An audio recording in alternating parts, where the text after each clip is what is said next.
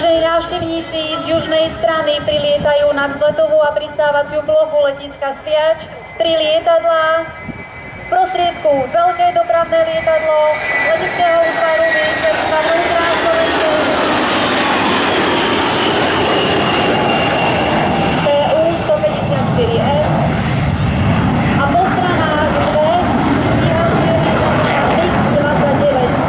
Chcú vidieť toto krásne lietadlo, ktorého dĺžka je 47,9 metra a rozpätie krídel 37,55 metra, aspoň na maličký moment sadnúť na vzletovú a pristávaciu dráhu Sviačského letiska.